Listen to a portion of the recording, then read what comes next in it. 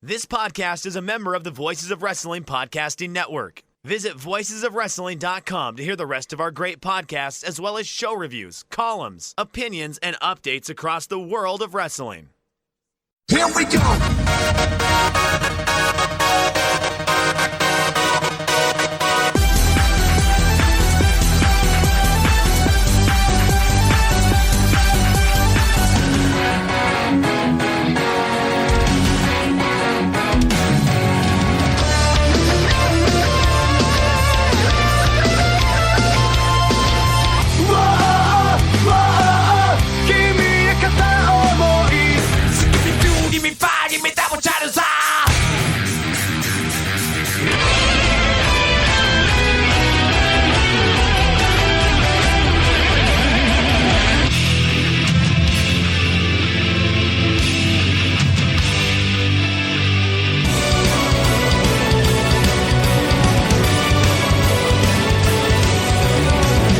Kiss me like a love song.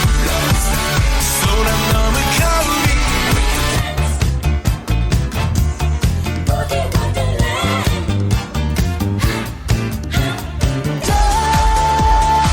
Tengo sus noches y su pasión.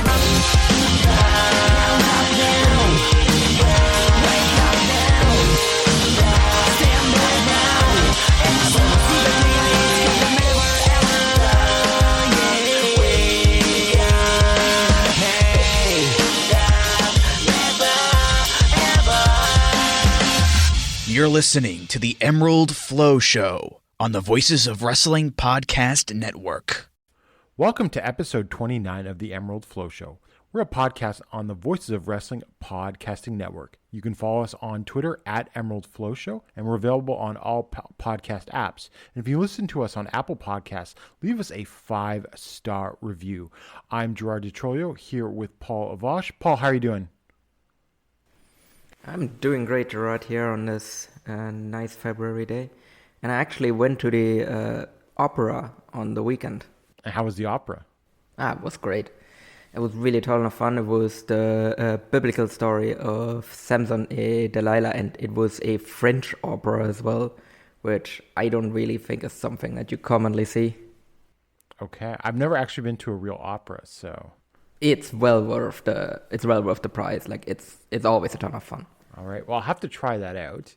But from the opera, we go all the way to the island of Kyushu. And where else can you get Kyushu Pro coverage but on this very podcast? But Paul, you have a report on a new trainee there. Yes, exactly. So Kyushu Pro, we covered it a bit on the last show as well, is Tajiri is their new trainer. And they've been actively trying to recruit foreigners to the dojo. And they're actually already bringing in the first person now. His name is Owen Blanco. And he is a Maltese wrestler from there. I'm pretty sure he was trained by Gianni Valletta. So they decided to bring him in. And I watched his first match. He definitely seems like someone that has pretty good instincts. I think there's a lot of potential there. He's still very raw. And he also had a tendency as well to just keep on talking during his match, which I don't think really worked all that well. But hopefully that is something that he will stop doing going forward as well. So are you saying that he's clearly been watching a lot of Roman Reigns matches with his talkativeness? Yeah, I think that's a very good likelihood that that's where he got it from, and yeah, it's a bit annoying right now.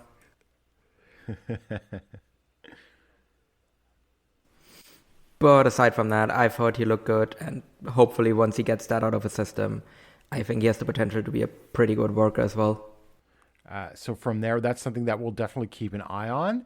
And from there, we start off. We have a really big show this week because a lot has happened since we recorded last, both good and bad. So we start off with All Japan Pro Wrestling and their New Year's Giant Series 2023 at Korakuen Hall on January 22nd in front of only 504 fans.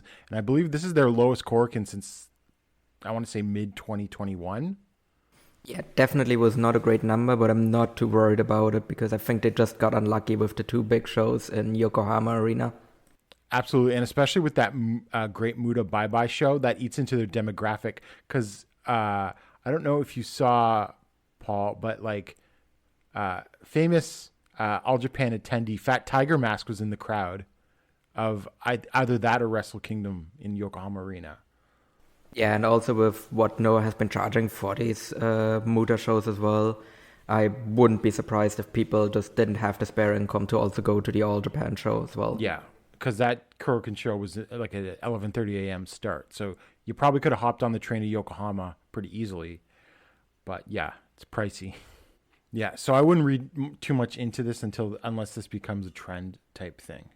And so we start off the first match of the show. Black Menso-re and Kotaro Suzuki defeated Rising Hayato and Oji Shiba in 8 minutes and 4 seconds when Suzuki used the Blue Destiny on Hayato, somewhat surprisingly, but it would make sense later. This was a really good opener, I thought. Yeah, I'm actually really happy with Kotaro Suzuki being in All Japan now. I think he actually really adds a lot to the junior division right now. Or, a return to the roster. Yes, the turn's been good so far, and he's still great in the ring as well. Absolutely.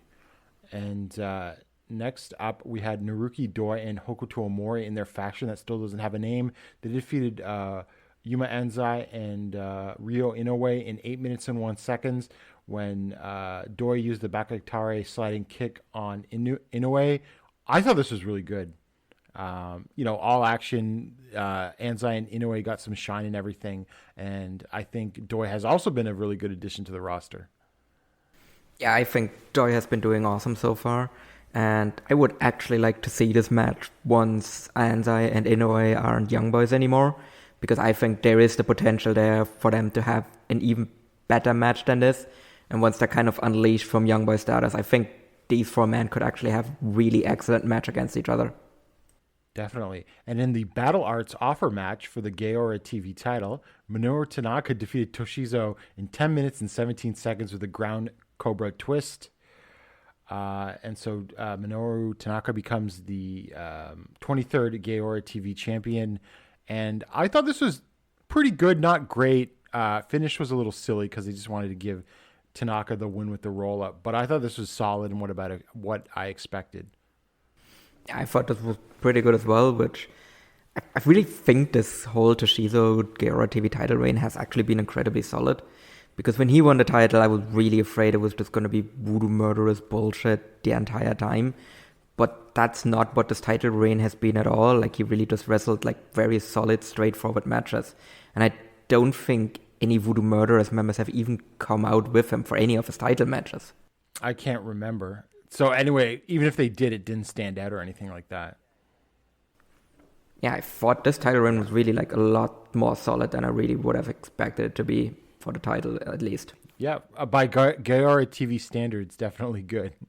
Yeah, no, I would probably say it's probably like in the top half of all-time Gaora TV title reigns. And then next up in the Shotaro Ashino return match, Yuji Nagata, Dan Tamura, and Hikaru Sato defeated Shotaro Ashino, Ryuki Honda, and Masao Hanabata in 8 minutes and 15 seconds when Nagata used the Nagata Lock 54 on Hanabata. Somewhat of a surprising result, given Ashino got a warm reception. I forgot to add, this was a cheering show, and it was All Japan's first cheering Korakuen Hall show since the pandemic started. And well, it won't be their last because now we know that cheering is back, finally. But it was a solid match with the somewhat surprising that Gungnir of Anarchy would lose this. Well, you can never bet against All Japan kind of screwing around with Ashino's booking, and they did it here yet again. But I really hope that just based on the reactions that he got in this show, that they will kind of finally just change gear and start pushing him more seriously. Because he was just super over here, and I mean, if this doesn't convince them that he's worth pushing, then I'm not quite sure what will actually convince them. Yeah, because he was really over on those Shinkiba shows too. Yeah, exactly. So he has shown multiple times now that he is one of the most over people in the entire company. So I think he really should be someone that should be pushed seriously, and it's high time for that. Next up, Voodoo Murder's team of Suwama, Kono, Jun Saito, and Rei Saito defeated Chuji Ishikawa, Takao Mori, Yoshitatsu, and finally Ren Ayabe, who has returned to All Japan in 10 minutes and 47 seconds when Suwama used a backdrop suplex on Omori. Paul, do you think that Voodoo Murders got along in this match? I don't know, all I really got was that this angle just doesn't end. Like, they blew it up already and it just keeps going, just non-stop. Just Suwama keeps turning on the Saitos, and yet they still continue teaming with him, and then they shoot angles, and then they just continue to team, and this angle just never ever ends. Well, Paul, I will have a question for you later on in the show about where the Voodoo Murders are going, and it may not be connected to what you may think. So we'll get to that 0-1 in a second. The match was fine, not great, but not bad. It's always, I mean, I like watching all these big guys run into each other. So, I mean, it's, you know. Yeah, I mean, it was fun, like, watching all of these, like, big guys run into each other and hit each other with moves.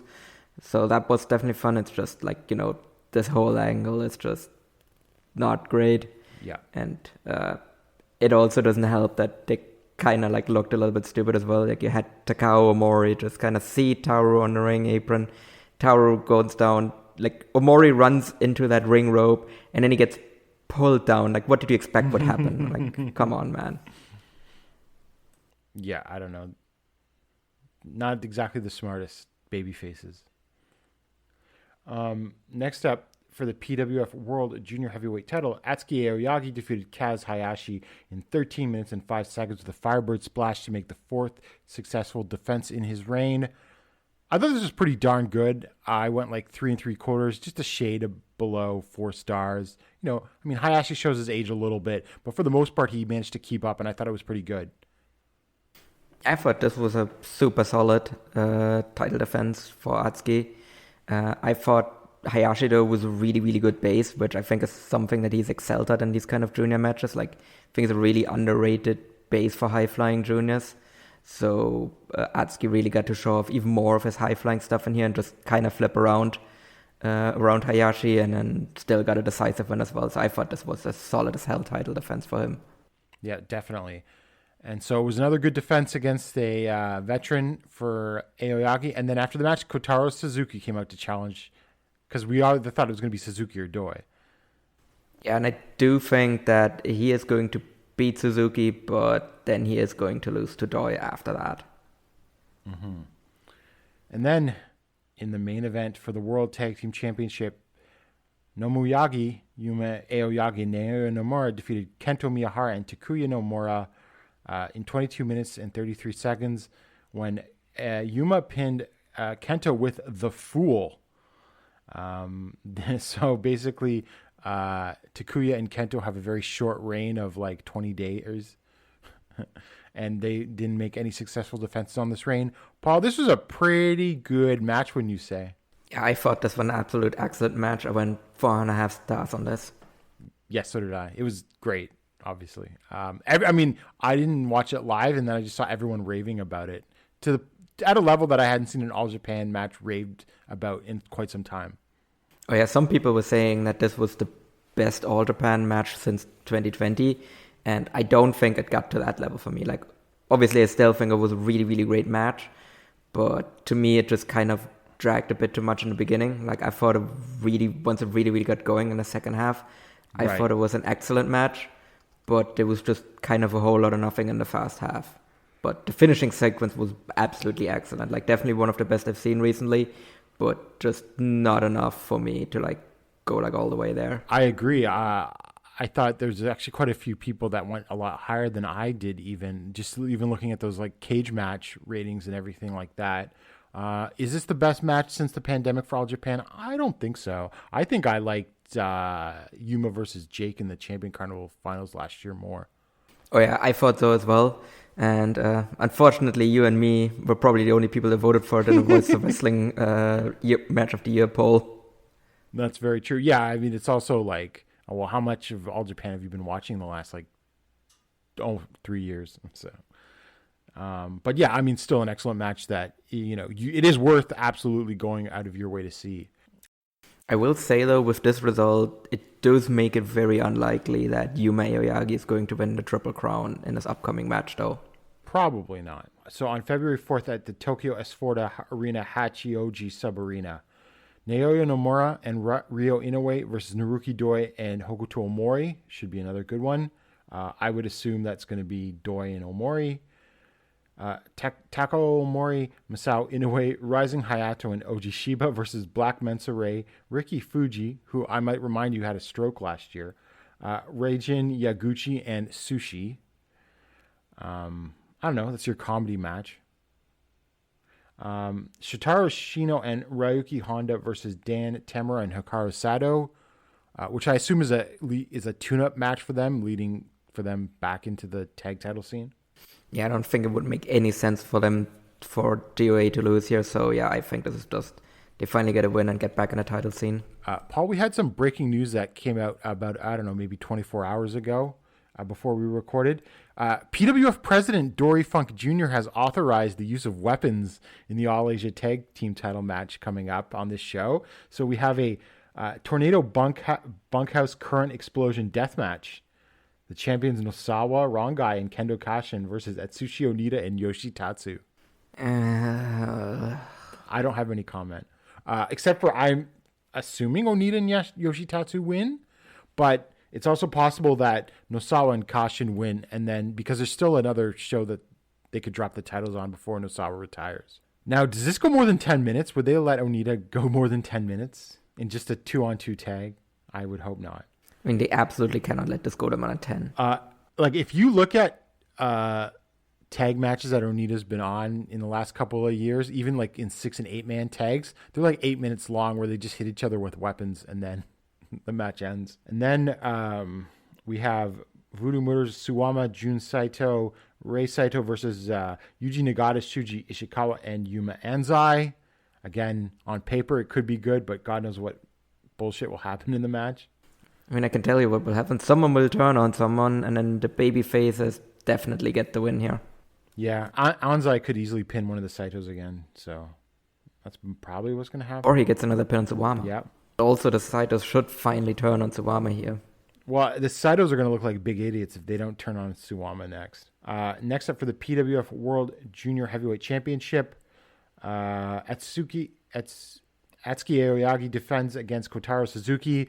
I have reasonably high expectations for this match, I think. Oh yeah, I'm really, really excited for this match. Just based on how good Atsuki has been during this title reign and just based on how great of a worker Kotaro Suzuki still is, I think this has the potential to maybe even steal the show. Although obviously Yuma versus Kento is going to be excellent. But I have extremely high expectations for this match.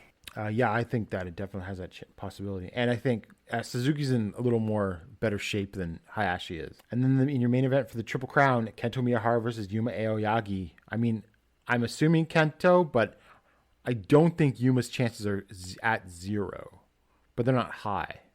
I think Yuma's chances are about 25%. So I would say 75% chance Kento wins, 25% Yuma wins here. Yep. Obviously, if Nomiyagi hadn't won the tag team titles, then I would have actually reversed the possibilities here, because then I would have said it's much more likely that Yuma's going to win the title, but because they won, I think they don't think they're going to make him a double champion. Now, what do you think the chances of a time limit draw are? I think there's a decent chance of it. To be quite honest, I hadn't actually really thought of that as a possibility until now. Because they did the Jake time limit draw with Kento, and then they had Jake finally beat Kento in a Triple Crown match. So I just wonder if they repeat that there. They repeat this here. I guess, yeah, I could definitely see it happen. I actually like I said, I hadn't really considered this as a possibility, but now I think this might actually have a decent chance of happening, and I was actually planning to lock this match up, but now I'm not so certain. But I don't know, like, Yuma also just got a pin over Kento in a tag title match. So that actually makes me think it's actually reasonable that Kento just gets his win back here. So, you know what? Screw it. I'm still going to lock up Kento Miyahara beating Yuma Aoyagi to retain the title. Okay, actually, and I should have said I'm going to lock up Atsuki in the junior title match. Yeah, that's another good one. That was actually my backup if I hadn't picked Kento here. Yeah, and so that's that show. And then we also got the announcement on February 19th, the Triple Crown will also be defended at Korakuen Hall. I mean, that's a really quick turnaround for another title challenger. Like, I can't even think of anyone that would make sense here as a quickie title defense. Suwama? I'm just kind of done with Suwama title defenses, to be quite honest. Yeah, but it's fine. Yes, but it's super uncreative. Yeah. We'll see. We'll get to that. I'll explain my theory in a minute, and a little later in the show, why I also could see it being Suwama. So we're going to go and cover a New Japan show now for obvious reasons. So we go to Wrestle Kingdom 17 in Yokohama Arena, drawing 5,533 fans, which is 3,000 fewer than last year. But again, I think Muta was cannibalizing some of that as well. Yeah, just like with All Japan, I'm not really worried about this number, but it was still significantly down from last year. Yeah, they drew like over 8,000. Yeah, but the Muta show probably cannibalized a lot of that. But it is a shame because it was a much better card than last year's. And in the first dark match, Ryohei Oiwa and Kosei Fujita defeated Yasutaku Yano and Taishi Ozawa when Fujita used the crab hold on Ozawa. This was great because it's one of those interpromotional young boys, young lions matches. Yeah, this was a ton of fun because the young boys are always like really hyped up to defend their promotion in these interpromotional matches. Yeah. Fujita really cranking that crab hold on Ozawa. I think Fujita is awesome. Like, obviously it's still early and everything, but they clearly seem to be behind him, putting him in TMDK and everything. And yeah. I think if things go right for him, I think we could see him main event at Wrestle Kingdom in a couple of years. I think he's also been the highlight from the New Japan side on the New Japan versus All Japan matches. Even though the storyline is Nakashima and Anzai, it seems they're building to. Well, yeah, because they can afford to feed Nakashima to Anzai. Yeah, and Nakashima seems to be the lowest ranked one of those guys, sort of. It's still kind of early, obviously, for all of these guys, but definitely right now he seems to be the guy they see the least in out of the current crop. Yeah. And then next up in the other dark match, Masa Kitamiya and Daiki Inaba defeated Tomohiro Ishii and Oscar Lube. Is that how I say it? I would say Loiba. Loiba. In 10 minutes and 28 seconds with a prison hold from Kitamiya on Loiba. Yeah, this was, again, pretty good. I mean, obviously seeing Kitamiya and Ishii mix it up is a highlight. And they laid into each other like you would expect. Yeah, I thought the interactions between Ishii and Kitamiya were a ton of fun, but I also thought that Oscar Loiba actually held his own into this match as well. Well, he towered over those other two. And Kitamiya and Inaba are short for heavyweights. Yeah, I actually saw Loiba at 16 Carat last year, and that he's legitimately a very tall fucker. Mm-hmm. And then to open this first official match on the show, Hiroshi Tanahashi, Toru Yano, Satoshi Kojima, and Takashi Sugera defeated Naomichi Marufuji, Kenta, El Phantasmo, and Gedo in 12 minutes and 20 seconds when Yano used a horizontal crate on Gedo. I don't know. This is sort of a waste of some of the talent in this match, I thought. But gave me vibes to the kind of matches you got last year on this show. Yeah, to be honest, I watched that show not that long ago, and I actually forgot that this match even happened, so I have nothing to say. Yeah, it was completely forgettable. Like, I can't even remember El Phantasmo doing anything cool. Kenta glared at some people. Yeah, but next up, things turned up, I thought. El Desperado defeated Yohei in 10 minutes and 57 seconds with the numero dos. I expected this to be pretty darn good, and it was, I thought. Yeah, I thought this was a really, really good, fun match. And I think Yohei really held his own in this match. Well, we've been a pro-Yohei podcast. Yeah, exactly. We are a pro-Yohei podcast. Well, at least for the wrestler Yohei. For Yohei's haircut, that's another topic. But I really hope that this match actually helps turn some of Yohei's naysayers around.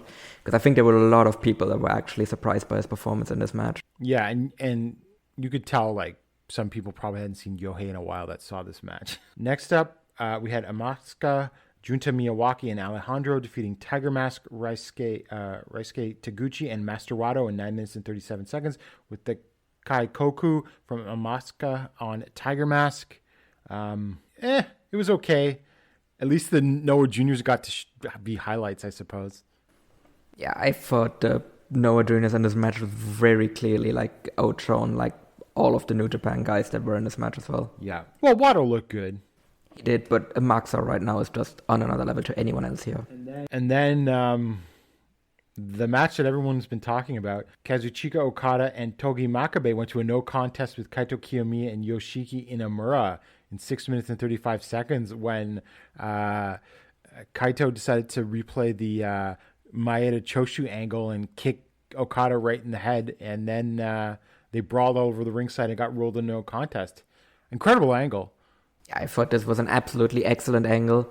One of the best angles in Japan in recent years. Just the heat for this was just absolutely incredible. And I thought both men looked excellent in it as well. Now, should we talk about the match now or when we get to the preview? I think let's hold off on talking about the match until we get to the preview. Okay. I mean, it was incredible. Again, you know what? I'm going to say I like the LIJ versus Congo stuff more.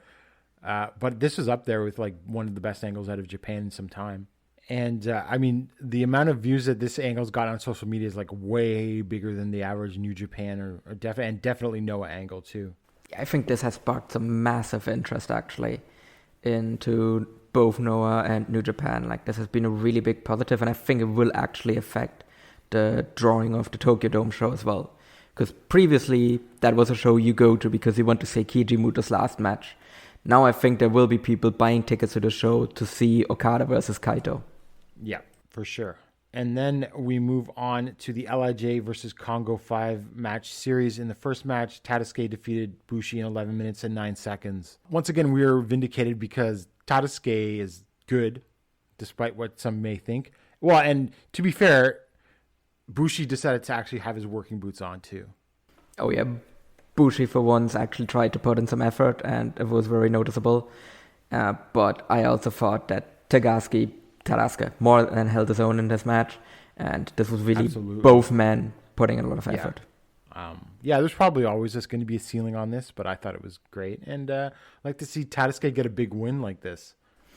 I really hope that this is the start of a bit of a push for him as well. He should probably challenge for the junior title. Yeah, I agree, because him and Amaska have a ton of history, so I think there would be a ton of heat for a title challenge for him. Yeah, and then next up, Hiromu Takahashi defeated Hajime Ohara in 13 minutes and 5 seconds with the time bomb too. Again, I thought this was a pretty good match. Not Ohara's biggest fan these days. And this is probably the best match I've seen Ohara in some time, at least singles.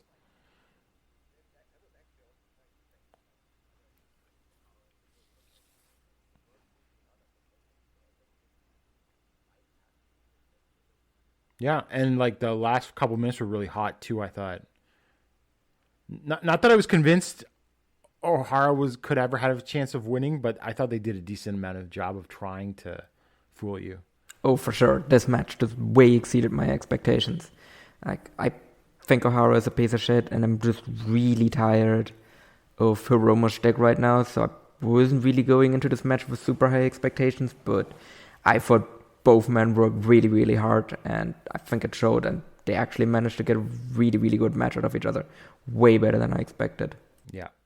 And then next up, we had Manu, in a bit of a surprise, although I think we sort of speculated that this could happen, Manabu Soya defeated Sanada in 13 minutes and 57 seconds with the Dando. Gerard, I didn't just expect this to happen. I actually was so certain of it that I actually looked it up and I got it correct. Oh, that's right, you did, and you were right. And not only that, it was awesome. Didn't we also say that this actually could be surprisingly good? Yeah, both men are obviously like very familiar with each other, and I think that really, really showed in this match as well.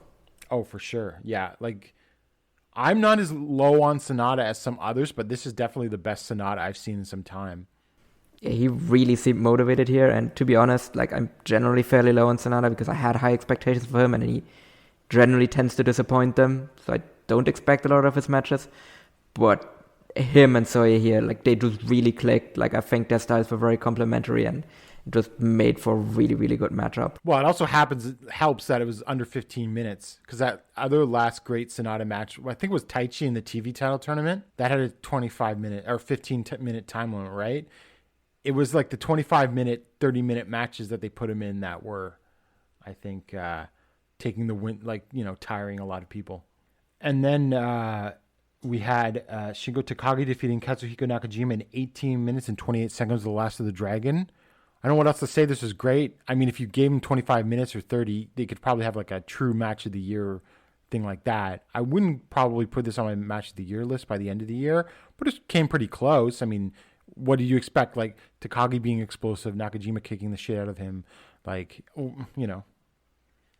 it was as good as it could be for that spot on the show too.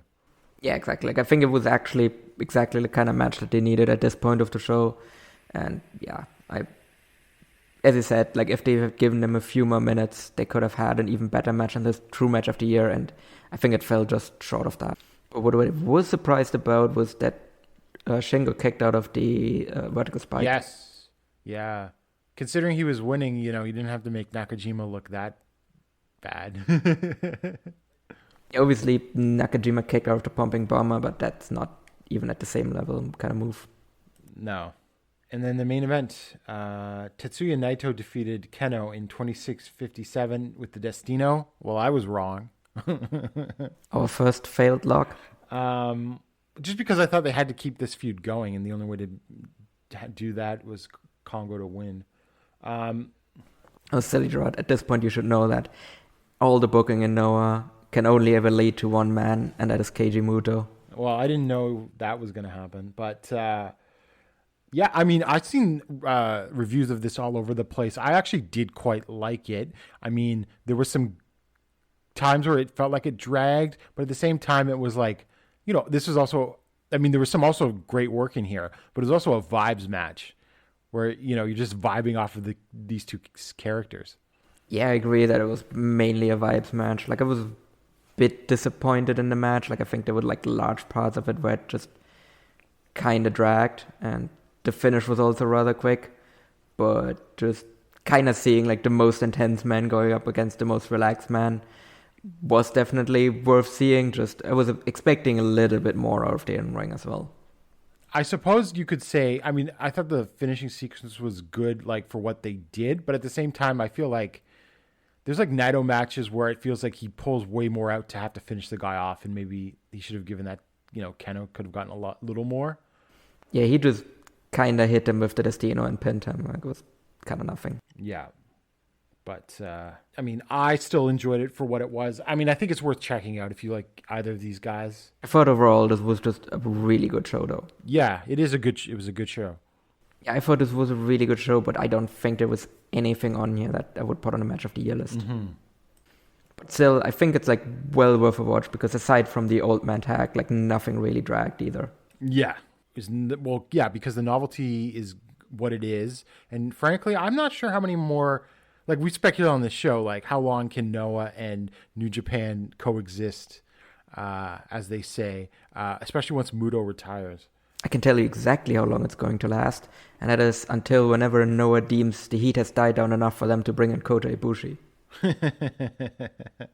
Yes. Should we talk about him now? Yeah, let's talk about him now. Yeah. Well, I mean, he's been announced for GCW.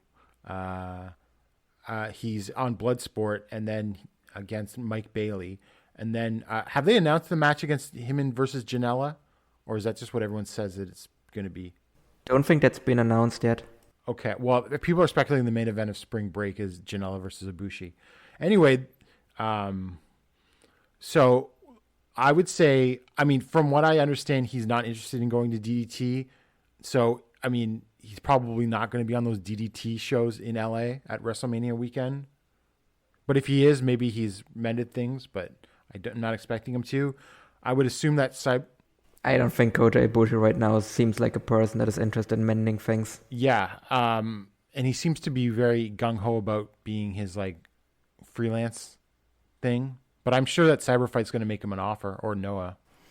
I'm sure they've made him an offer, but I think they're also, like, a little bit hesitant right now to, like, bring him in Japan. So I think it might be a while until we see him. Well, Tony Khan said something like, well, we have to, like, talk to him or something. Oh, for sure, you have to call, and I'm very certain that WWE has probably called him as well. Yeah. Did you hear that story about Ibushi at the Cruiserweight Classic? Where they offered him a contract, and he was like, yeah, I have absolutely no interest of signing with you. Did you hear the story? He didn't know who Vince McMahon was. Oh, yeah, that he didn't know who Vince was. Yeah, that it's very Kota Ibushi. Yeah. He just high-fived Vince and didn't realize who it was. Did you also see the translation of his story with Taka Michinoku, where Taka's talking about Ibushi coming out with him at Taka Taichi Mania, where he told him before the match, like, you cannot come out with me, definitely cannot. And Ibushi, yeah, of course. And then he comes out with him, and it starts the whole thing. I also love Taka kind of trying to keep kayfabe here, where he's like, oh yeah, because Ibushi came out with me, it distracted me so much that I lost in the first round. That's some next level kayfabe keeping there. I will say that story is probably accurate, but at the same time, is Taka the most reliable person either? I mean, probably not, but I also don't really see that he has a reason to lie here either. Yes, that is very true. Chances of Ibushi showing up on the Royal Road. I don't think All Japan can afford him. Unless he starts, but I mean, if Ibushi starts showing up in grimy places, then I think All Japan must be in play. Guess if GCW can afford him. Well, yeah, but they're paying like Jordan Oliver like $20 in a hot dog probably. Like, they probably look, if you look at it with GCW, like I've heard that a lot of those people, I don't know for sure, but your standard guys aren't making that much money. But I mean, Maki Ito and Rina Yamashita and Minoru Suzuki all keep going back there, so I'm sure they pay them well. Oh, for sure. And I'm certain that Jeff Jarrett also earned a lot of money for his match there. Yeah. And then we move on to the very next day on January 22nd to the Great Muta Final Bye-Bye in Yokohama Arena. 8,433 fans, which probably is not far off of what the max capacity was, considering one side of the arena is blocked off by the Noah set. Well, the fact that there was a lot of people is the only good thing I can say about this crowd, because we'll get into it a bit more, but this was an absolutely terrible crowd. Like, they made no noise for anything at all the entire night. Yeah, there was times where I was like, is this a clap crowd when I was watching the undercard? Yeah, what probably shocked me the most was just even how little even the Muta match got, because I would have at least expected that one to be over. Well, the entrances got noise. So we start off with Welcome to Bye Bye. Hajime Ohara and Hiroki defeated Atsushi Kotoge and Seki Yoshioka in 6 minutes and 41 seconds with a Stuka splash from Hiroki on Yoshioka. I can only assume that Ohara and Hiroki are going to challenge for the junior titles, tag titles soon with that result. Yeah, that's the only thing that makes sense here, because otherwise this just seems like a bit of waste. And it was it was fine, but it was also short for like a Noah junior tag match. I was surprised how short it was. Like, it felt like it just got going and then it was just kind of over, like out of nowhere. Noah's not afraid of, having like a 10, 12-minute opener compared to like New Japan or something. Next up, Who is the Valkyrie? Saori Anu and Jungle Kiona, which her first match in Japan since like the last Hana Kimura Memorial Show, which was her first match in Japan since her like tons of injuries that took her out for like over a year, I think. Defeated Natsu Sumari and Maya Yukihi in 13 minutes and 40 seconds with the Jungle Buster from Kiona on Sumari. I thought this was pretty good. 3 of the 4 are great. Sumari's a vibes wrestler doing her dominatrix stuff. I mean, I find her entertaining, but, you can tell that she's works a level below these other women. And I thought Kiona looked pretty good. I hadn't seen her any stuff on the indies. I'm not sure if she was quite what she was like when she left Stardom, but she had like a shit ton of injuries. I think like knees and neck and back. And so, I mean, she still does look pretty good, all things considered. I thought she looked really, really good in this match. Just kind of worried about how long her body is going to be able to hold up, but I think for now it's fine, and she seemed to be doing well. Yeah. Now we're talking about a GHC women's title. Well, Shanshiro Takagi has said that he wants to do like a couple of times. I don't know how serious he is, but he wants a more traditional Joshi promotion, like one that's not like idol focused. Yeah, I guess if he wants to do that, then I suppose like building a promotion with Jungle Kiona. I mean, there's definitely worse ideas than that. Yeah, I agree, for sure. Yeah, I don't know. I kind of like the idea as well of having maybe like a bit more serious promotion. So kind of like the women's division is like the equivalent to TJPW's DDT, I guess. So yeah, why not? Yeah, I would assume that's what it was. And you can sort of, more clearly differentiate the styles of the two women's promotions and stuff like that. Although I will tell you, I mean, even All Japan Women's had idol performances before their shows. So it's, it's not unprecedented to do that. Although I will say that TJPW has some excellent main events as well. Yep, for sure. It's just that their undercard can be a bit hit or miss. Yeah, hit or miss. And, I mean, they also push idol wrestlers that are not quite ready to be pushed. Yuki Arai. At least that's someone new. Yeah, at least. So then we move on to the best of Iron Man. Timothy Thatcher defeated Masaki Mochizuki in 8 minutes and 44 seconds with a Fujiwara arm bar. I like this. This was pretty good. But poor Thatcher cannot generate any heat to save his life. Well, no, to be fair to Thatcher, like, no one was really able to generate any heat throughout this entire show. I just thought that with his style, I think that is a lot more noticeable when there's no heat. Paul, Thatcher was struggling to get heat on Dynamite tonight. Oh, really? I haven't seen that one yet. Yeah, let's just say I'm not saying there was zero heat for the match, but it's not as heated as the last couple of Bryan Danielson matches. But yeah, I mean, this was good. And then next up, this is Anarchy time. Junta Miyawaki, Alejandro, and Yasutaka Yano defeated Yoshinari Ogawa, Eita, and Nosawa Rangai in 7 minutes and 22 seconds when Eita got disqualified because he ripped off Alejandro's mask. Waste of time. I've seen it all before.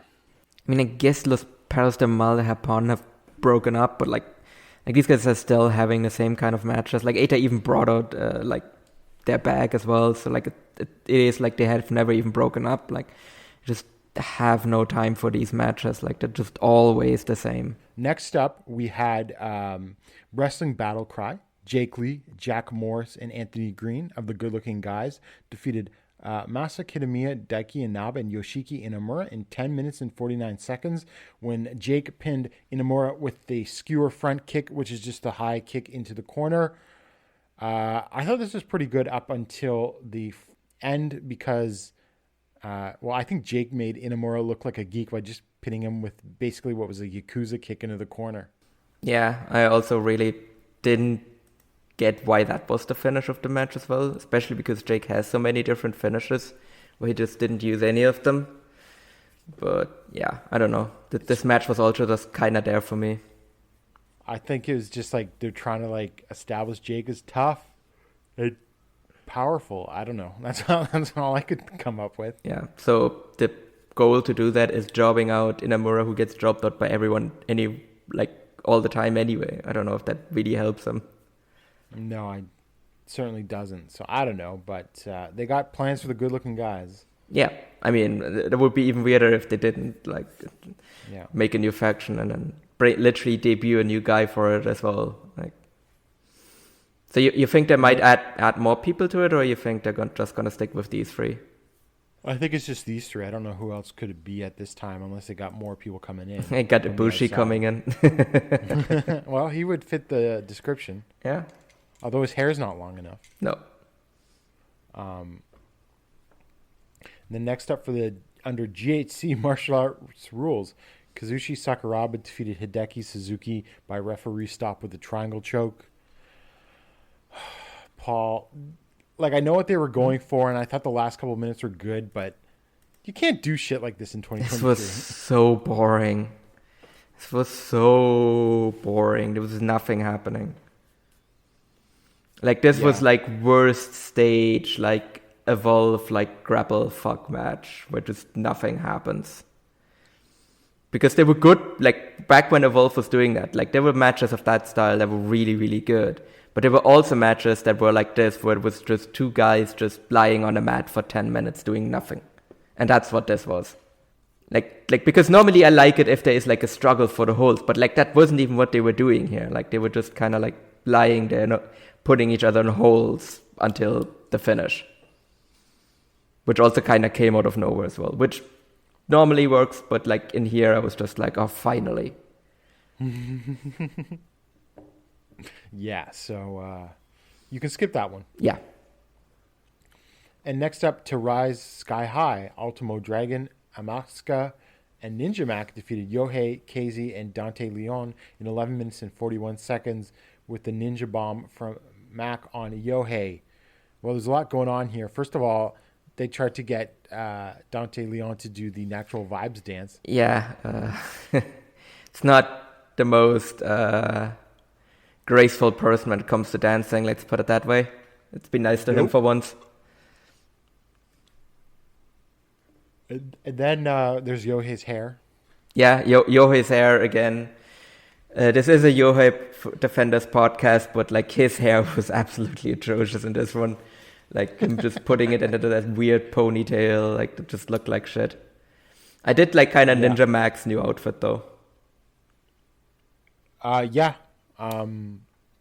he continues to sort of, I don't know, tweak his look. Yeah. And it gets better, I would say. Yeah, definitely. It's like a little above like indie level now. Yeah. I mean, he definitely has put in a lot more effort now than, Dante Leon has. Oh, for sure. So for the match itself, I thought it was a little disjointed. Yeah. And then they just wanted to like tease like Ultimo Dragon doing an acai moonsault, but they didn't. Yeah. I don't know. Sonny Ono was also there for some reason. Yeah, why was he there? Well, who's in the main event of this show? Yeah, okay, but I don't know. Nobody knows who Sonny Ono is in Japan. Yeah, exactly. That's the other thing. Like, okay, I get that him and Muta have history and him and Ultimo have history. But, like, nobody in Japan knows who the fuck he is. Yeah.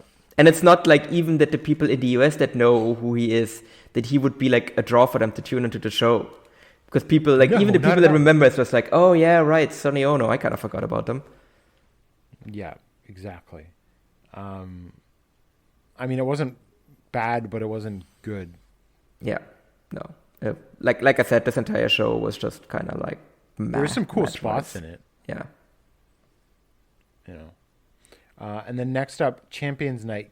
Kaito Kiyomiya, Takashi Sugera, Satoshi Kojima, and Hio del Dr. Wagner Jr. defeated Keno, Kazuhiko Nakajima, Masakatsu Funaki, and Manabu Soya in 18 minutes and 36 seconds when Wagner pinned Soya with a moonsault press. I mean, this is your standard sort of upper of the card Noah 6 or 8 man tag. Pretty good. And Wagner pinning Soya, do you think that means anything? I'm not in terms of their upcoming national title match. I think it definitely increases Soya's chances of winning because he also beat Sanada as well. So I think he has more of a chance now to win. But yeah, I think that match is still kind of 50-50 on who's winning that one. Yeah. It's also weird that was like the only one where it was like champion against challenger. Yeah. Because the other three Congo guys aren't challenging for anything anytime soon. I would say this was probably the best match on the show, just in terms of quality. It's not saying a whole lot. Other than the Joshi tag, maybe? Yeah. I don't know. I wasn't really happy with the match quality. This was a bit of a slog for me to get through. Yeah. Like, this was really like, kind of like comparing the New JapanXNOAH show and this one. Like, the New JapanXNOAH show was just way better than this one. Yeah, I watched them in chronological order, too. Yeah.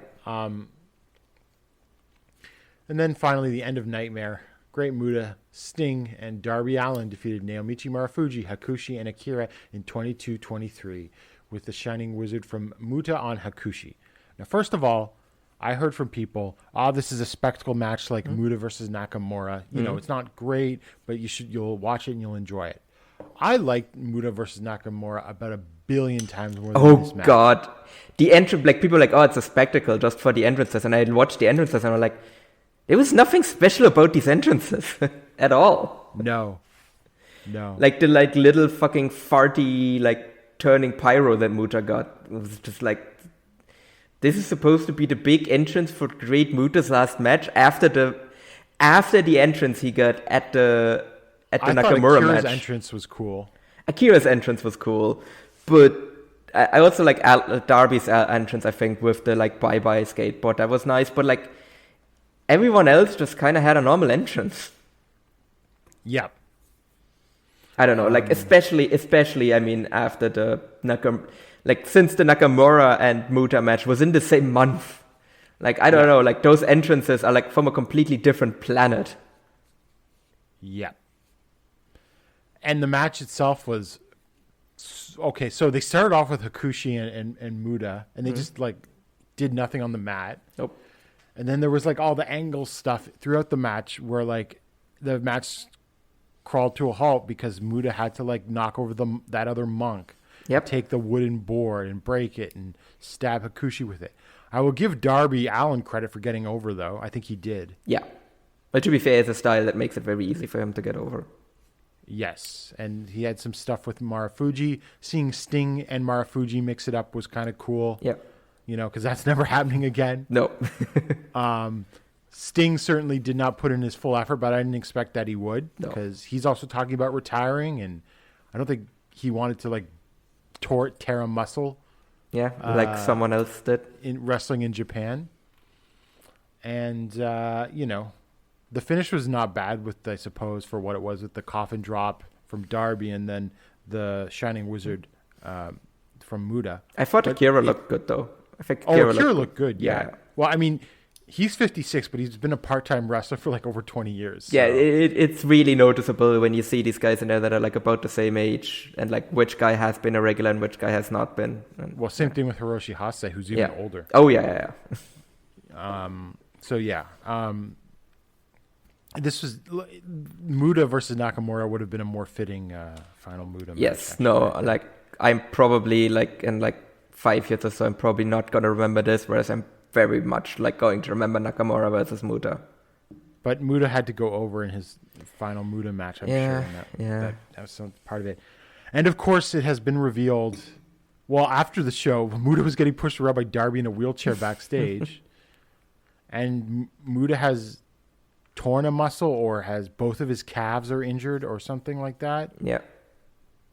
And he's in a wheelchair. He was at a wheelchair at like some K1 Awards event or something like that today. Mm-hmm. Guess who was pushing him around in the wheelchair at that award show? Kaito Kiyomiya. Of course he was. Of course he was. Like I said, at this point, I'm not blaming Muta or like even Noah for any of this. This is just purely on Kaito at this point. Yeah. But Kaito probably feels like he still has to do this sort of thing. Yeah, well, I don't know. He'll never learn at this point. I don't know. We'll see. No. So, okay, I guess we'll just talk about it now quickly. Paul, is this injury work, shoot, or a little from column A, a little from column B? I think it's a shoot because he's getting pushed around in a wheelchair. In public. Yeah. Like, I don't think he would do that, like, just based on how much he was just trying to put off retirement forever, got all of these, medical procedures and everything, and trying to not look weak ever. The fact that he's getting pushed around in a wheelchair in public, I think, to me, is, like, a fact, shows that it's not a work.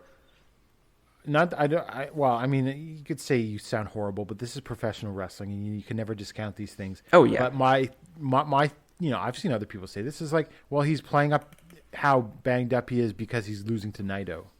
Yeah, but see, I don't think he's losing to Naito. We'll see. Which brings us then to, and on the whole, I didn't like this. I didn't like this show. No, I didn't like this show either. I thought this was kind of a waste of time. So we will go over. Actually, Paul, did you notice that the great Kabuki who accompanied them was one of the most over people? Yeah, he got the best reaction probably on the show. Which I think should tell you a thing or two about the crowd. Yeah. Of the show. That's why no one else was over, because this was a crowd where the biggest guy was the great Kabuki. So, Kabuki, who's he's slouching over and can barely get in the ring. He can still wield those nunchucks though. Yeah, I really feel like they were trying really hard to get Kabuki to agree to be in the match itself, and he just wouldn't do it. So that's why they had to put Marufuji in there. He's 75. Yeah. So, and in horrible shape. Yeah. I mean, or his back looks completely toast at least. Yeah. So we'll get to the Dome show in a minute, but we just quickly go through these other Noah cards that were announced. So I'll just go straight to the Korakuen. Oh, so in the Green Dome Meibashi, you've got Kaito Kiyomiya and Yoshiki Inamura versus Jack Morris and Jake Lee. I think we can all assume who's eating the pinfall on that one again.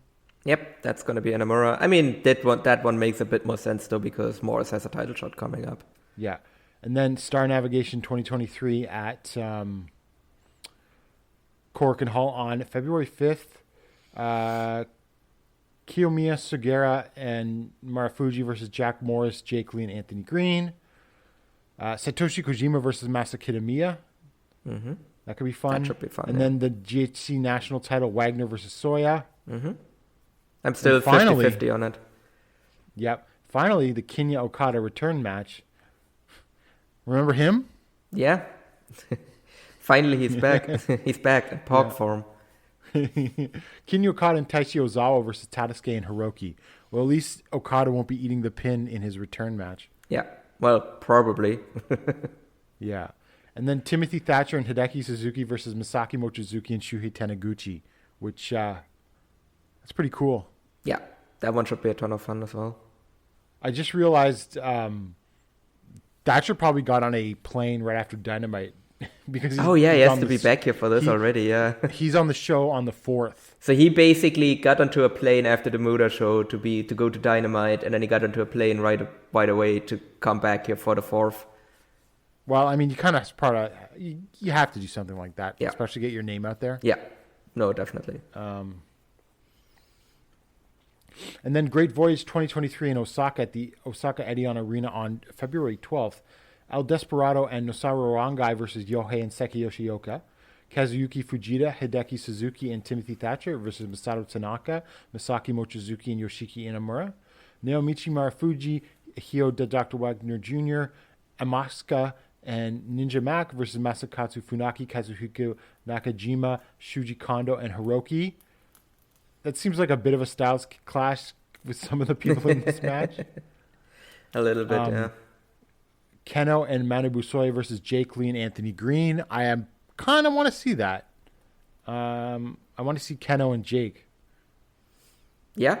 No, I think that's going to be an interesting... Is Keno going to humiliate Jake in a promo? That's oh, God. Yeah, the promos that Keno can cut on Jake Lee are... Jake Lee can't respond properly as well. Because he's not a good promo. I voted in the Observer Awards. And do you know who I put down for number 1 on Best Interviews? Oh, Keno. I did. Yeah, to me, that's also no contest. I think he's just excellent. His delivery is just read the translations and they're incredible. I mean, it's not even for me, it's also I'm very much it doesn't really matter what you say, it's how you say it guy. Yeah. And just his delivery on everything is just on point, even if I don't understand what he's saying. The emotion still comes across. Yeah. And then for the GHC Junior Heavyweight Tag Team title, Yoshinari Ogawa and Eita versus Juta Miyawaki and Alejandro. They could just please change the titles. Yeah. I mean, they also kind of teased a hair and mask match as well. Yep. So we'll see if they'll actually do that or not. But, I mean, this gives something for Junta to do now that he's back and clearly getting a push. Yeah. And this Ogawa and Eita stuff, I mean, I love Ogawa. And Eita's great, but not like this. No. Atsushi Kotoge versus the debuting Duelistico. Yeah, I mean, Kotoge doesn't really eat a lot of pins, but would be weird if Duelistico loses in his debut, so I guess he's winning. Yeah, well, they found some new luchadors to replace Alpha Wolf and Dragon Bane. Yeah, I mean, I think Duelistico is he's perfectly acceptable. He's not either of his brothers. No. He's definitely the third if you rank the brothers, but he's still better than their dad though. I mean, that's not hard. I'm pretty sure. Let me think. Okay, who's worse, Bestia or Kendo Kashin? Now? Yeah. Like in 2023? Yeah, now. Bestia. Or no, Caution. Yeah, exactly. It's close. Peak of their careers, probably Caution was a better worker Yeah. when they were younger. Because Bestia was never good. Well, Caution also was never good, but I slightly disagree on that. I liked Caution for a couple years there, in the late 90s, early 2000s. yeah, I don't know. And then for the GHC Tag Team title, Takashi Sugiura and Satoshi Kojima versus Masa Kitamiya and Daiki Inaba. We talked about this on the last show. I think we think that it would be a good chance to make this team and give them something to do, but I don't know. The more I think about it, the more I think they're losing. Yeah, I don't know. They feel like a little bit colder now than they did before. Yeah. So, yeah, I also don't know. I still think it would be the best idea to actually give them the titles, but yeah, I'm also leaning more towards actually Kojima and Sugiura retaining here. Should be a good match, though. Yeah. And finally, for the GHC Heavyweight title, Kaito Kiyomiya versus Jack Morris. Jack's finally getting his title shot. Yeah. And I have pretty high expectations. Not the highest, but, decent. Yeah. Like, I think this should be a 4-star match. Oh, yeah. I actually thought about locking this one up originally, but it didn't pass the mirror test to me because I just don't think Jack has any chance of winning. Well, maybe someone will come to their senses and say we need to protect the GHC title Yeah. from losing to the IWGP champion. Yeah, but I don't like. I mean, one thing I will say though is that this show is probably it's a big test for Kaito's drawing power. Yep. Because it's like he doesn't really have a challenger that is like any kind of draw, as far as we know. I mean, he's never been in a drawing position. And there's also not really anything underneath as well that would be like a draw as well. So this is like purely on Kaito himself, on how big is his star power to actually draw a crowd. Paul, if this draws 900 fans, they're taking the title off. Oh, Kaito. yeah, no, he's getting soccer kicked in the head by Fujita and baby cradle pinned. Or perhaps hit with a Northern Lights suplex by Hiroshi Hase. Yeah, I really don't think that's going to happen just based on how much shit no, he because got. Hase's catching a lot of flack for Yeah, exactly. wrestling as governor. Far more so than he ever did, I think, when he was in like the House of Representatives. Yeah. But he's in an executive position now. No, but I think if they actually like do like a panic title change, I think he's like eating like a Shiranui or something like that. That's also very possible. And now finally, we go to the big show. And there's a lot to say about the show, Paul. A lot to say about the show. Keiji Muto Grand Final Pro Wrestling last. And I might add that this last is in quotation marks. Is this symbolic? It probably is. At the rate his body is falling apart. Yeah, no, I'm like now. Like Muto can't come out of retirement because he's going to be too fucked. Yes, that I think that's No matter at this point. how much he wants to. Yeah. I think this is not much of a question of does Keiji Muto want to come out of retirement after he does this? Absolutely it is. Will he actually literally physically be able to? I don't think he will be physically able to come out of retirement. No. Because he's he would literally love- crawling. Like he might actually have to crawl to the ring for his final match. Yeah. It's like some like late stage Andre the Giant stuff. Yeah. I mean at this point will we see like this is actually kind of getting similar to The Wrestler now. Where like literally like the end of the match is like Keiji Muto going up for the moonsault and then the show just cuts away and we will never find out what actually happened. Oh my god. Yeah. Okay, so dark match, starting love. Masa Kitamiya and Daiki Inaba versus Yoshiki Inamura and Yasutaku Yano. Also, if they're tag team champions, would they really be in the dark match? Yeah, exactly. That's to me is like kind of a giveaway that they're not winning. And your Tokyo Joshi Pro offer match, TJPW Spark, Yuka Sakazaki, Miyu Yamashita, Shoko Nakajima, and Rika Tatsumi versus Mizuki Maki Ito, Miyu Watanabe, and Yuki Arai. Speaking of idols that are pushed when they're not ready. They've sort of mixed up the teams here. Mm-hmm. So they've got like Rika and Miyu Watanabe on different sides, Ito and Yamashita on different sides. So I figure this will get 10 minutes and you know. I mean, to be It'll be fair, good, I do like the matchup here because it is the 4 pillars essentially, or rather the only 4 people that are ever allowed to win the title in Tokyo Joshi. That's true, yeah. Versus the other 4 basically, or the other 4 that should reasonably at some point win the title as well. Yep, and Mizuki's probably winning it in March. Yeah, well, hopefully. It's about damn time. And another dark match, World Warrior Battle. Takashi Sugiura, Satoshi Kojima, and Timothy Thatcher versus Jake Lee, Jack Morris, and Anthony Green. Yeah. That's interesting. Yeah. And it's another kind of giveaway that Inaba and Kitamiya aren't winning, because we'll probably get like a good-looking guy's title challenge out of this one. Yep, for sure. And then first listed match, New Explosion, Yoshinori Ogawa, Eita Hayata returning match. Chris Ridgway and Daga, of all people, versus Atsushi Kotoge, Yohei, Seki Yoshioka, Alejandro, and Junta Miyawaki. Yeah. Sure, why not? This could go either way because, like, some of the people, like, this is like, we want to have like a multi-man, almost lucha influence match, but then you got Chris Ridgway in there. Not that I love Ridgway and Ogawa, but they're not, that's not their style of match. No. Daga, I don't know, Daga's not very good, and I have no reason, I haven't seen him in a while, but. No one has. I think he's working like really low level indies in Mexico. Yeah, in Mexico. Like, I think he doesn't even make cage match. Yeah. So, I don't know. And I mean, this is the Hayata return match. So, like, let's be realistic. Hayata is just getting the win here. Yep. Penning Yoshioka or Alejandro or someone. Yeah. DDT offer match, Dramatic Dream Future. Mao, Shunma, Katsumata, Yuki Ueno, Toy Kojima versus Tetsuya Endo, Hideki Okatani, Yuya Koroku, and Takeshi Masada. Well, with the exception of Endo, they're giving some of their younger talent a spotlight, which I think is good. Someone's got to do it. Yeah. And I mean, still, the firewall between Noah and DDT holds. Not allowed to have any crossover matches, apparently. Yep. I guess, I mean, at this point, it really has to be like something coming from Cyber Fight where they want to keep it like exclusive to like the Cyber Fight festival. Because it just doesn't make any sense that it never happens otherwise. No. Should be a good match, though. Yeah. No, that should be a ton of fun, yeah.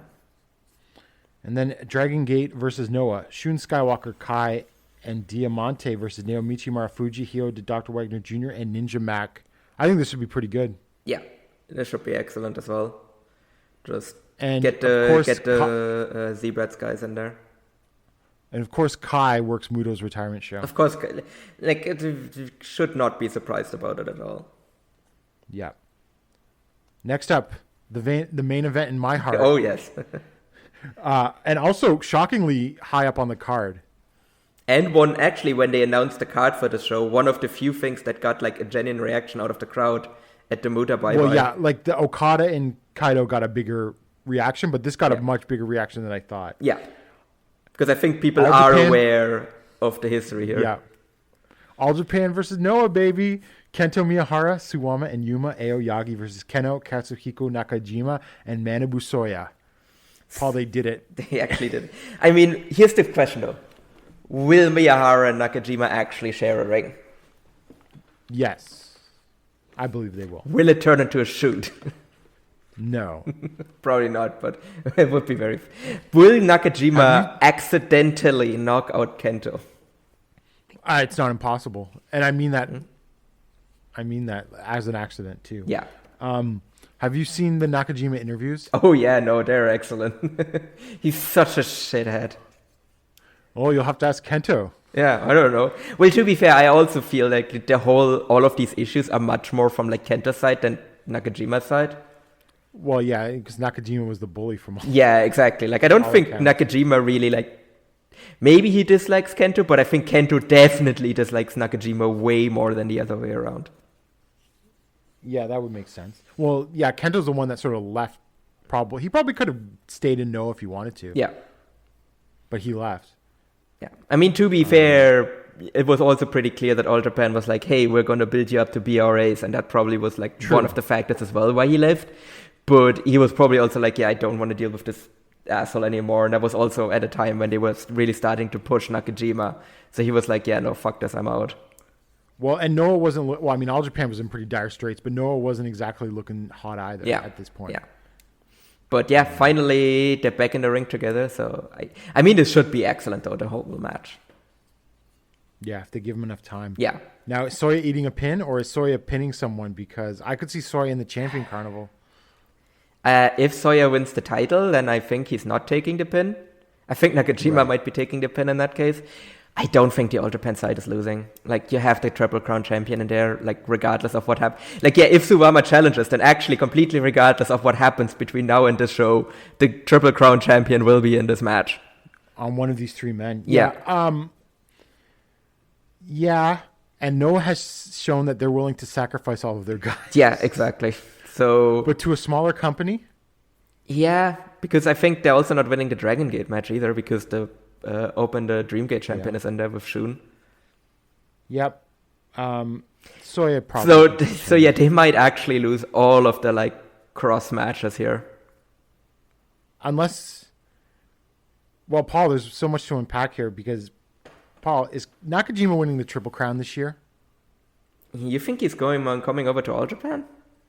Look at all these shows that they've got booked in bigger venues. Yeah, so you put Nakajima on there as if he's a draw. Probably could draw better than what All Japan is doing on their own. Plus, it's got the whole inter-promotional thing. I mean, I guess so. I mean, I'm just thinking back to the last time Nakajima came into another promotion and won their top title and how that ended for that promotion. Right. So I don't know if I really want that to happen, to be quite honest. It would be very cool. I just don't know if that's good for the long-term health. I think this is the start of something. I mean, hopefully. I mean, if it is, then yeah, I would say the All Japan side is losing. But if not, then I think this is just kind of a one-off as well. Soya was already in All Japan this year in January. Sure. I don't know. Soya seems like a guy that's going to be in the Champion Carnival. I don't know. I just have this gut feeling. Yeah. We'll see. We shall see. I mean, we'll probably get the like Champion Carnival announcements relatively soon. I don't think Nakajima winning the Triple Crown is out of the realm of possibility, though. Yeah. Also, you think Suwama... Also, a couple of things. Kento's entrance to the Tokyo Dome will be awesome. Oh, God. Yeah, no, that would be great. And since this will be a cheering show as well, like, that will help as well. Do you think Suwama's really going to come out there as Voodoo Murder Suwama? No, I think that might be the one thing where I'm like thinking that they might finally blow that angle off, because I don't think they want voodoo murderers at Tokyo Dome. No. Which is why I could see Suwama losing again. Yeah. And then finally they do the turn. Or they're just doing the angle or something. Where maybe he finally comes out in his old gear, like at this show for the first time or something. Yeah. That's sort of the vibe I get. I just feel like Suwama as a voodoo murderer in the Tokyo Dome at Muto's retirement show. Wait, what even would be Suwama's gear when he's not in a faction? Because I'm trying to think, when was the last time Suwama wasn't in a faction? Black trunks. Yeah, because that was when he was a young boy, right? Yeah. So yeah, because I was like, oh, he just goes back to his blue tights. I was like, no, wait, he had the blue tights because he was in Evolution. So yeah, what even is his color? Just black trunks and the blonde instead of the red. Yeah, I guess. Hair. But this is my most eagerly awaited match of the show. Oh, no, absolutely. Like, well, I mean, I'm also really looking forward to Kaito versus Okada. Yeah, honestly, this is bigger. This is a decade in the making. Yeah, like, there is that real danger there as well.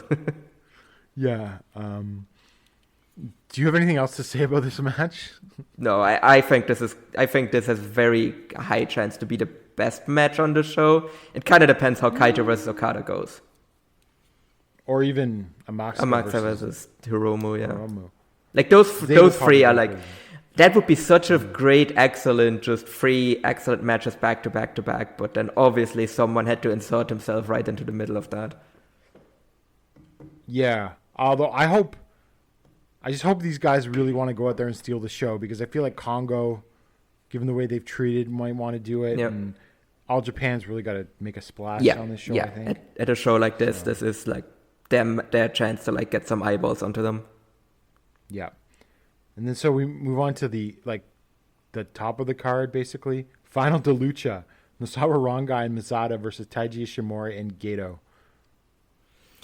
Yep. I don't know. This is a match that will happen. Will there be someone getting pinned, or is this ending in a disqualification?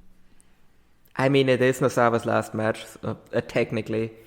So I assume, there's probably going to be some fuckery here.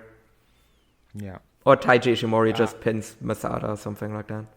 I have no other feelings of this other than we'll find. Like if Nosawa doesn't retire, he'll probably just like say, "Haha, tricked you after this match." Like even if he technically says he's retired, like how long do you think it would be until he's back? Like I would say like 3 months. Black Tiger 7 mysteriously appears. Yeah, exactly.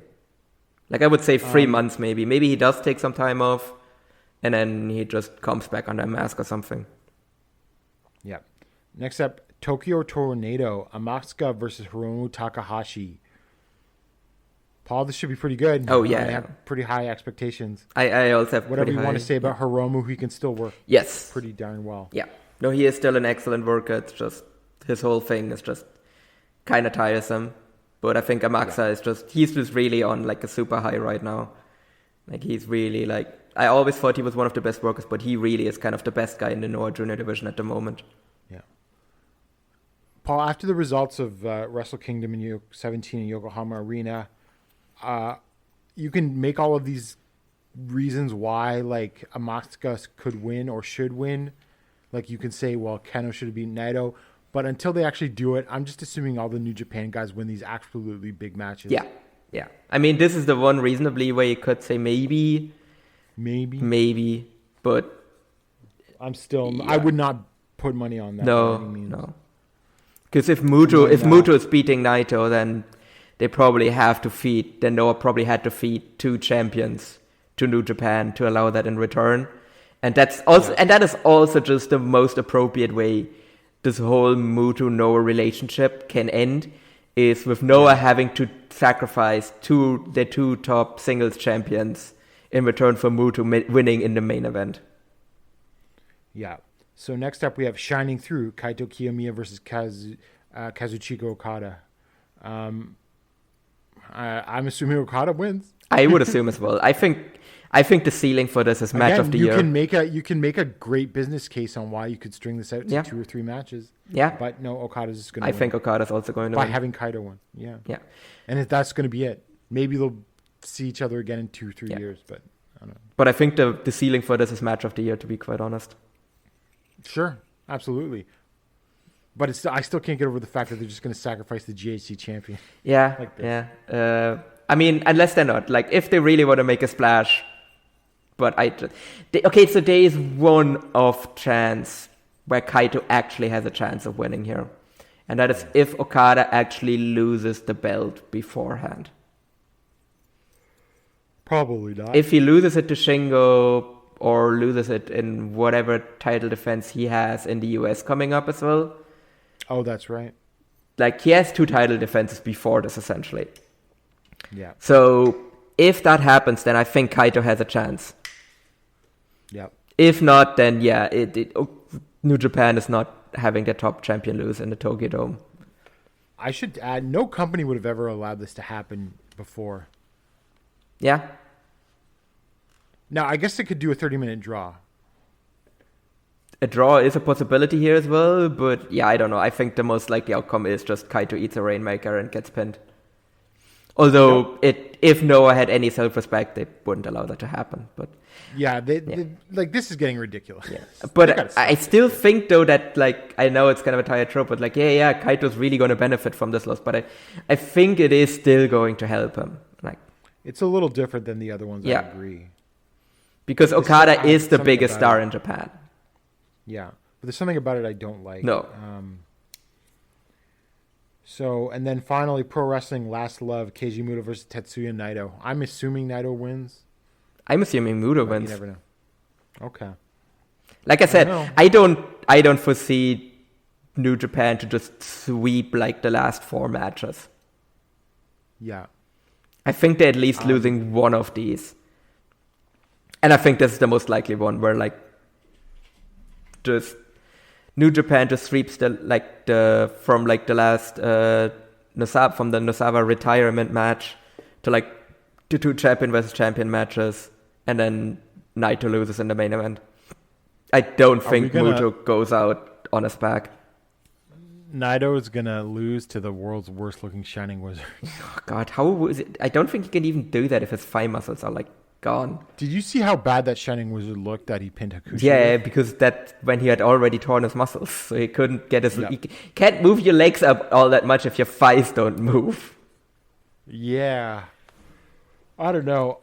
God, hopefully we'll be done with this and Noah can stop doing stupid things for New Japan's attention. I don't know. Yeah, we'll see. I'm just happy once we're done with all of this. Just after everything ready that's to move happened, on. Or I got to say, because before I said I would prefer All Japan working with New Japan over Noah.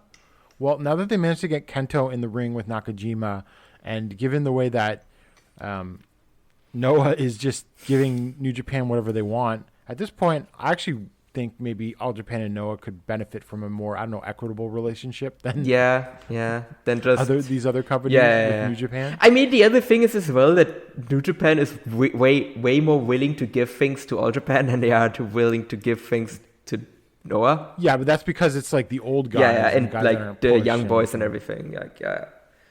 But if you want to. You want Sonata, no, not Sonata. You want to use Naito, then he's pinning Kento, right? Yeah. And they would play that hard ball even harder with All Japan than Noah, I would assume. Yeah. Given the size of the company. I mean, but this will sell a shitload of tickets though, the show. Yeah. I expect it to do more than Wrestle Kingdom did, which was what, 26,000? Oh yeah, I know. I mean, because also that Wrestle Kingdom, to me, didn't really draw a super great number either. Yep. Paul, they've convinced me to buy this pay-per-view, I gotta say, though. Yeah, no, this is on actually a must-watch show, yeah. All Japan versus Noah match alone, actually. No, for me, it's also I want to be there when an errant penalty kick breaks Miyahara's jaw. Maybe that's why they need to flip the title to Yuma, just so then when they don't get fucked over the same way DDT did. Yeah, exactly right. I mean, I don't think that will happen. I have heard, I don't know how accurate this is, but Kento and Nakajima have reconciled to a certain extent in the not so distant or in the more recent past. Yeah, then it makes a lot more sense. But in theory, you have to get Kensuke and Hokuto here, though, right? To do something. Well, I mean, if you want to do if you're doing, I've run this in my head. If you want to do an angle, a longer term angle, you have Kensuke and Hokuto do something where they get in the ring and yell at them or something. I don't know. Or you have but to be fair, but the thing is Nakajima is the shitty heel here, obviously. He's so you because otherwise you would have, because obviously you can't have and then again it is wrestling, so you would have Nakajima attack Kensuke or something, and then Kento comes in to defend him or something like that. Yep. And then an exasperated Akira Hokuto slaps Nakajima in the face or something. Yeah. Be like, what have you done? You're no longer my son. Yeah. Which that would also build some genuine mainstream interest, because both of them are actual TV stars. Yep. So that could actually build some genuine heat for both promotions, and it could actually draw some real money with that. So yeah, actually you've kind of talked me into this being more of a long-term thing as well. I think it is. But we'll see. Yeah. Because it just seems it seems to be slow rolling, but it's okay, so there's more and more to this All Japan and Noah relationship that comes out every month. Yeah. So I really because I think Kongo in All Japan, I think, would really add something as well. And also gives a fresh row of new challengers for if Kento retains, that way you could actually string out because we were thinking if Yuma isn't winning here, right? I don't think he's winning Champion Carnival now because he's getting a title challenge already. Well, Paul, here's another thing. That Champion Carnival final, I think I forgot to mention, the Champion Carnival finals in Oda Ward. Yeah, you need a big match for that. Yeah.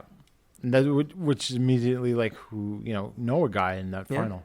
either Keno or Nakajima. Yep. Or it could be like Sugiura. I mean, I don't think you can rule that out either. Look, Segura was supposed to be in a Champion Carnival in 2020. Oh, I know, yeah. We still need to get that 2020 Champion Carnival lineup back to some degree. Maybe not all of them, but some of them that were announced for that. Yeah. So yeah, I think this would be a very like mutually beneficial.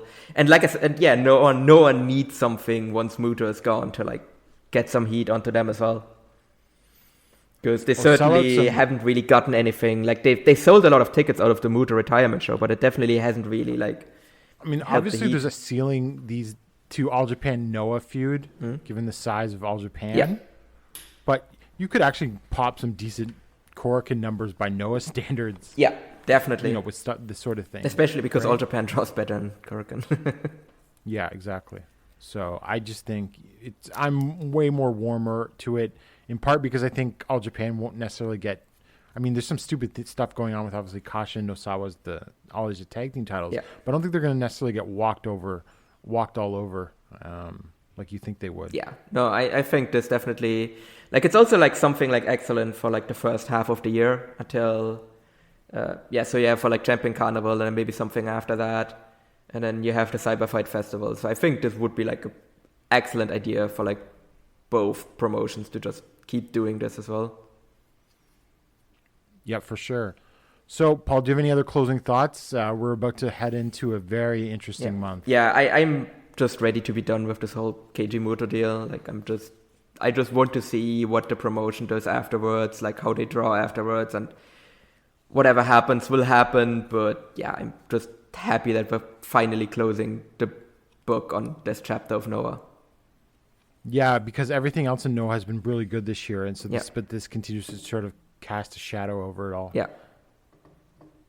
If whether or not he even makes it to his retirement. Be the most Muta thing. Oh my God, yeah.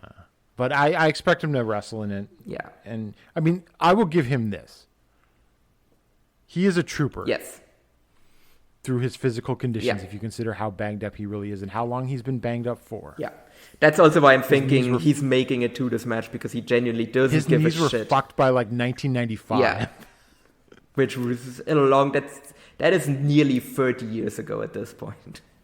Yeah. So, yeah, like he very clearly doesn't give a shit. Like, he will just find some way, even if they have to like literally like, I don't know, inject steroids into his legs before he comes out of the curtain. And then when he comes back behind the curtain, he literally collapses and never walks again. I don't think he cares. Yeah. Yeah, so I expect him to. I just don't know how horrendous that match could be. I mean, I'll say this about Naito, just to be brutally honest. He's not exactly always the greatest in carrying more limited opponents either. No, especially not these days. I mean, this is literally this is almost zero working knees between the two of them. So, yeah. Winner gets a stem cell transplant. Yeah. I mean, I will say Naito will be motivated, because it is kind of part of his origin story is Muto. So, like, this makes all the sense in the world why this is the last match. Well, yeah, but wasn't that they had a match in the Dome and Muto won, right? Yeah. So, shouldn't Naito? Well, whatever. Exactly. That's one of the reasons why I want to be done with this, because it would make sense for this person to meet Muto now. It's like, yeah, it would, but then they don't. I mean, someone like Tenryu, who probably did a lot less jobs than Muto ever did once he became a star, still put over the young guy in his retirement match. Yeah. Well, you know who didn't put over a young guy in his retirement match? Kobashi. Inoki? Oh, that's right. Kobashi got the pin on Kenta with a moonsault. No, wasn't it Kanemaru? What's Kanemaru? Oh, yeah, it was Kanemaru. Yeah. Which is a little different. I said Inoki, but Inoki's a different level of star. Yeah. So it really is kind of like a mixed bag in terms of like guys in Japan putting people over in their retirement match. Yeah. For the big ones as stars anyway. Yeah. Or most infamously, Onita in his first retirement match. Yeah. Decided to just beat the young up-and-coming Hayabusa and then get the hell out of the promotion. Yep. That really helped. Yeah.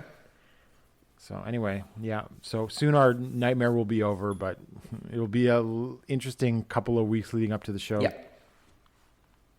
All right. So we'll be back probably in a couple of weeks' time, still before the actual retirement show, because God knows there'll probably be more news, and we'll talk about the All Japan show on the 4th with the Triple Crown match and the junior title match. So we'll see you.